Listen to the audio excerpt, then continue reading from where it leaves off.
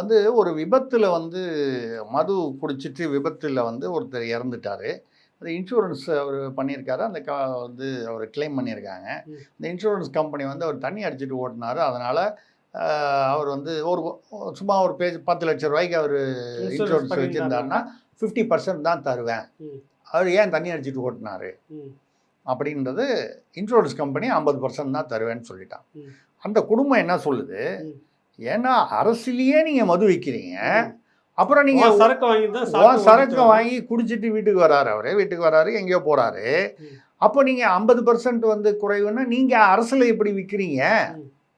அரசே விற்றுட்டு உங்களுக்கு வந்து வியாபாரம் ஆகணும், வருமானம் வரணும்னா, ஆனால் வந்து இன்சூரன்ஸில் வரும்போது 50%ன்னு சொல்லி அதை வந்து இல்லை 100% வந்து இன்சூரன்ஸ் கம்பெனி பொறுப்பேற்கணுன்றது மட்டும் சொல்லாமல் ஒரு படி மேலே போய் நீதியரசர் என்ன சொல்லிட்டாரு, நீங்கள் தானே விற்கிறீங்க, தமிழ்நாடு அரசு தானே, அப்போ நீங்கள் தான் பொறுப்பேற்கணும்ட்டார். மிக நியாயமான ஒரு தீர்ப்பு. நம்ம செவனேன்னு போயிட்டு இருக்கிறோம். இவன் நைட்டில் சரக்கு அடிச்சுட்டு வந்து வேகமாக விட்டு இடிக்கிற மாதிரி போய் நிறைய இடத்துல நடந்திருக்குது. நம்மளாம் பலமுறை தப்பிச்சிருக்கோம். அப்பாவிகள் வந்து பாதிக்கப்பட்டு உயிரிழந்திருக்கிறார்கள். அவன் போய் ஏழ்றையில் விழுறதுக்கு சரக்கு அடிச்சுட்டு நம்ம பாதிக்கப்படுற வழியில். ஆமாம், இதுக்கெல்லாம் யார் இப்போ நீங்கள் வந்து சரக்கு விற்பீங்க, அதில் கூட குறைச்சி விற்பீங்க, கள்ள சரக்கு விற்பீங்க, நல்ல சரக்கு விற்பீங்க, பாதி கவர்மெண்ட்டுக்கு பாதி. ஆமாம், 10 ரூபா மேலே அது எல்லாமே நடக்கும் உங்களுக்கு. நீங்கள் அரசு சேவை தான் வரான். அவன் வந்து திரும்பி எப்படி வீட்டுக்கு போவான்? அங்கே தண்ணி அடிச்சுட்டு விட்டு நீங்கள் வந்து சட்டத்தில் வந்து என்ன சொல்லணும், நடு ரோட்டில் வந்து குடிக்கக்கூடாதுன்னு வந்து சட்டம் சொன்னாலும் எங்கேயாவது அமல்படுத்தப்படுகிறதா? வீட்டில் போய் தான் குடிக்கணும்னு சொல்லி எங்கேயாவது யாராவது நடு ரோட்டில் வந்து டிராஃபிக்கில் ஹெல்மெட் போடாதவனை நிறுத்தி பணம் வசூல் பண்ணுற டிராஃபிக் போலீஸ்காரன் ஒரு டாஸ்மாக் வாசல்லையும் போய் இங்கே நின்று பக்கத்து தெருவில் போய் குடிக்கக்கூடாது, வீட்டுக்கு போய் தான் குடிக்கணும்னு எங்கேயாவது ஒரு இடத்துல ஒரு போலீஸ்காரர் போய் ஒரு ஆளை கேட்டிருக்காங்களா? ஒரு குடிமகனை கேட்டிருக்காங்க? இல்லை. அப்போது இது வந்து நீதியரசர் வந்து மிக சரியாக இதை சொல்லியிருக்கிறார். எனக்கு வந்து உச்ச நீதிமன்றமும் உயர் நீதிமன்றமும் இதை தாண்டி தமிழகம் மட்டும் இல்லாமல் பொதுவாக இந்தியா முழுக்க மாநிலங்களில் மது விற்பனை செய்யும் மாநிலம் 2 விஷயம் கொண்டு வரணுங்கிறது. ஒன்று, டாஸ்மாகை ஒழிக்கணும். டாஸ்மாக்னா மதுக்கடைகளை ஒழிக்கணும், பூரண மதுவிலக்கு கொண்டு வரணும். இதுதான் என்னுடைய ஒரு கருத்து, பலருடைய கருத்து. அது ஒன்று. இல்லை, அது வந்தால் கள்ளசாராயம் வந்துடும்னா, கள்ளசாராயம் வராமல் பார்த்துக்க வேண்டியது காவல்துறையுடைய பொறுப்பு தானே. தமிழ்நாட்டு அரசு எந்த கட்சி ஆண்டாலும் அவங்களுடைய பொறுப்பு தானே.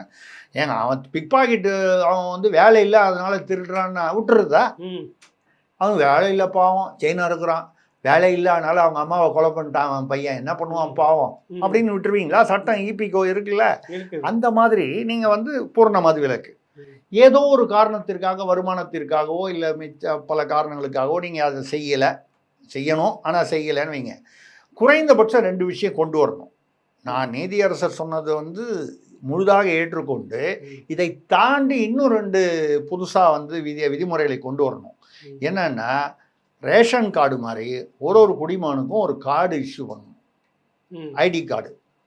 அவன் வந்து வாரத்துக்கு 2 முறை தான் இல்லை 1 முறை தான், ஏதோ ஒரு கணக்கு, மருத்துவ ஆய்வு பிரகாரம் உடல் வந்து எப்படியும் கெட்டு தான் போகும், ஆனால் ரொம்ப கெட்டு போகாமல் மிக அதிகமாக பாதிக்கப்படாமல், ஏன்னா அவன் மட்டும் பாதிக்கப்படலை, அவன் குடும்பம் பாதிக்கப்படும். அதனால் வந்து வாரத்துக்கு இவ்வளவு மில்லி அப்படின்னு கணக்கு பண்ணி அந்த ரேஷன் கார்டில் என்ட்ரி ஆதார் கார்டு மாதிரி வச்சு அந்த ஐடி கார்டை வச்சு அவன் போய் வாங்கணுன்னா கம்ப்யூட்டரில் அதை பார்த்து ஆல்ரெடி நீ இந்த வாரம் 2 பாட்டில் வாங்கிட்ட, உனக்கு இனிமேல் இல்லை, அடுத்த வாரம் தான்.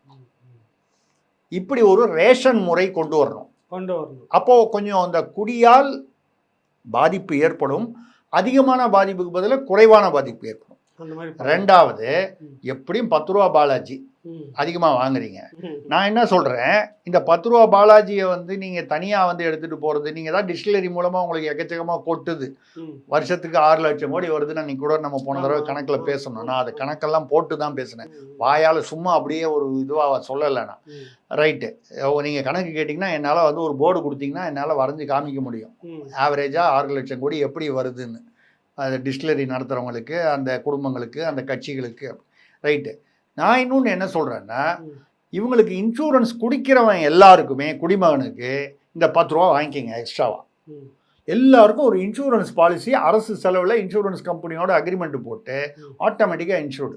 இவன் தண்ணி அடிச்சிட்டு குடல் வெந்தோ விபத்துலையோ செத்து போனா அவன் குடும்பத்துக்கு 10 லட்சம் ரூபாய். சரிங்களா? 10 ரூபா வாங்கிக்க, இல்லை உன்னோட லாபத்தில் குறைச்சிக்கிட்டு பண்ணு.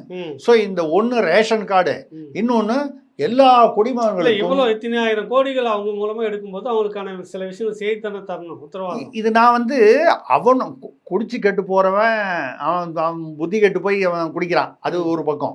பட் அவன் மட்டும் பாதிக்கப்படலையே, அவனுடைய குடும்பம், அந்த குடும்பத்தில் உள்ள குழந்தைகள், இளைஞர்களுடைய எதிர்காலம், அடுத்த தலைமுறை பாதிக்கப்படுகிறது இல்லை? அதை காப்பாற்றணும் இல்லை? அப்போ அட்லீஸ்ட் அவன் செத்து போனான்னா, அவன் தான் புத்தி கெட்டு குடிச்சான் செத்து போனான், அந்த இன்சூரன்ஸ் பணம் அந்த குடும்பத்துக்கு வருமா? இதுதான் நியாயம். நீங்க 1000 ரூபா மகளிருக்கு கொடுக்கறத விட இதை பண்ணீங்கன்னா அவங்களுக்கு வந்து, அதாவது யாருமே சாக வேண்டாம், மரணிக்க வேண்டாம்.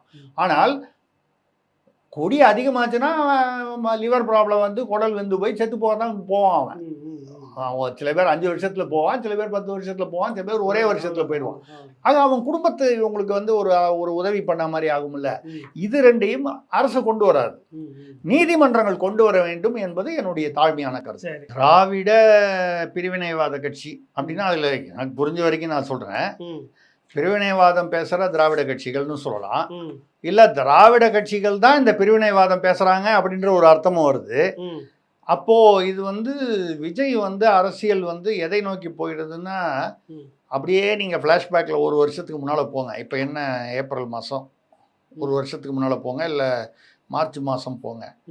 விஜய் வந்து கட்சி ஆரம்பிச்சிருக்காரு, அதை ஒட்டி அப்படிங்கும்போது நம்ம வந்து ஒரு கேள்வி பதிலையோ இல்லை தனி ப்ரோக்ராமாவோ பண்ணியிருக்கோம்.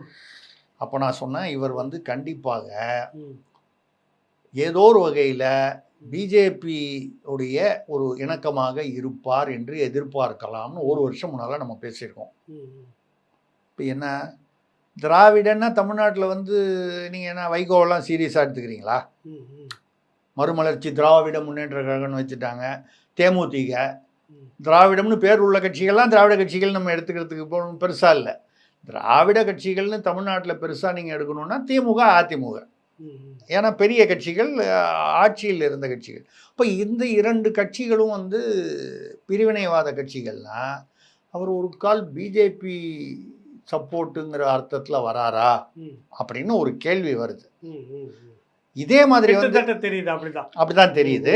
இன்னொன்று வந்து இதில் பார்த்தீங்கன்னா காங்கிரஸுக்கும் போனவர்ல அவர் யாரு, விஜய், அங்கே போய் ராகுல் காந்திலாம் பார்த்துட்டு வந்தவர், ரைட்டு. அது ஒரு பக்கம் இருக்குது. அது அந்த சமயத்தில் போனார், செட் ஆகல அது, அதனால் வந்துட்டார்.